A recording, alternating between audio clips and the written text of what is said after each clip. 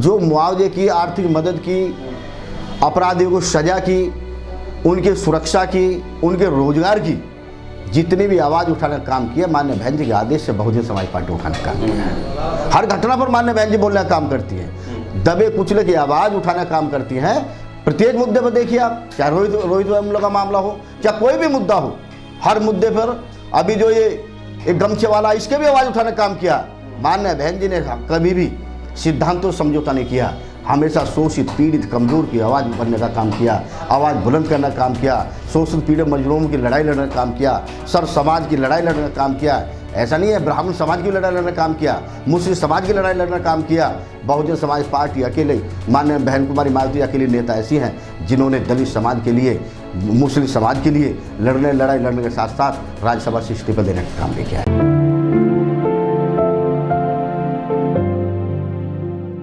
उत्तर प्रदेश में जंगल राज कायम है, माता बहनें सुरक्षित नहीं हैं। ये लखीमपुर खीरी के नहीं, पूरे प्रदेश में अपराध चरम सीमा पर है।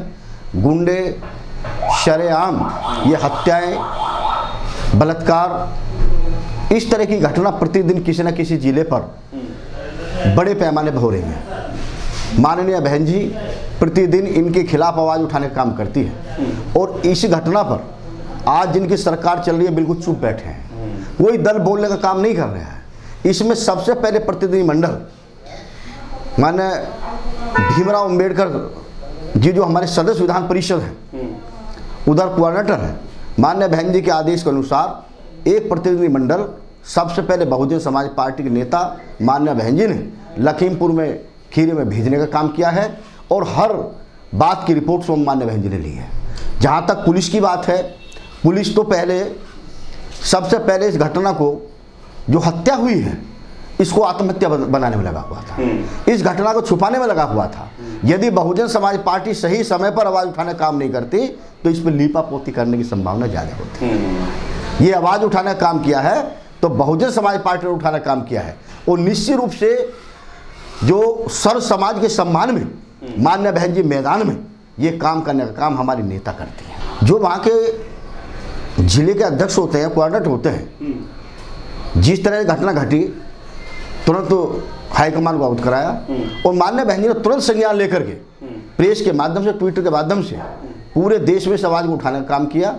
इसके बाद माननीय बहन जी के आदेश के अनुसार जो प्रतिनिधिमंडल बनाया है उसका प्रतिनिधिमंडल गठन करके, क्योंकि हमारे अकेले सदन के नेता हैं, विधान परिषद के नेता हैं भीमराव अंबेडकर साहब, वहाँ पार्टी के वरिष्ठ नेता हैं, माननीय बहन जी के आदेश पर जाकर के उस परिवार को हर संभव मदद देने का काम किया, उसकी आवाज़ उठाने का काम किया, प्रशासन शासन से बात करने का काम किया और जो भी पूरी रिपोर्ट है वो माननीय बहन जी को अवगत करने का काम अम्बेडकर साहब। लेकिन सर जो बीजेपी के नेता वो कहते हैं कि उत्तर प्रदेश में राम राज्य चल रहा है, अमृत काल चल रहा है, आज़ादी का अमृत महोत्सव मनाया जा रहा है। देखिए आज पूरे प्रदेश में जंगल राज कायम है, कानून नाम की कोई चीज़ नहीं है, अपराधी खुलेआम बेखौफ घूम रहे हैं।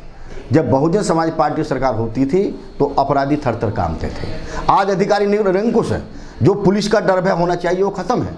आज आप शाम के समय घूम नहीं सकते, आज बहन बेटी सुरक्षित नहीं है। जो इस सरकार का बेटी बचाओ बेटी पढ़ाओ का नारा है वो खोखला साबित होता है। आज इसीलिए तो सर्व समाज के लोग माननीय बहन जी के शासन को याद कर रहे हैं।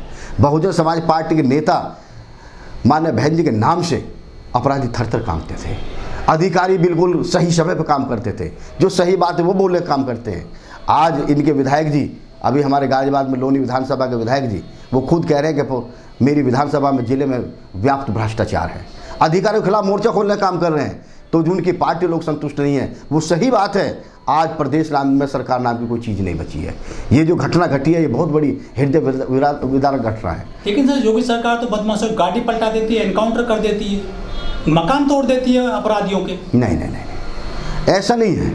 उत्तर प्रदेश में जाति और धर्म देखकर कानून काम कर रहा है। अभी मोदी नगर में 9 साल की बच्ची जो मुस्लिम समाज की थी उसको दुराचार होने के बाद निर्मम हत्या करने का काम यहाँ पर हुआ था।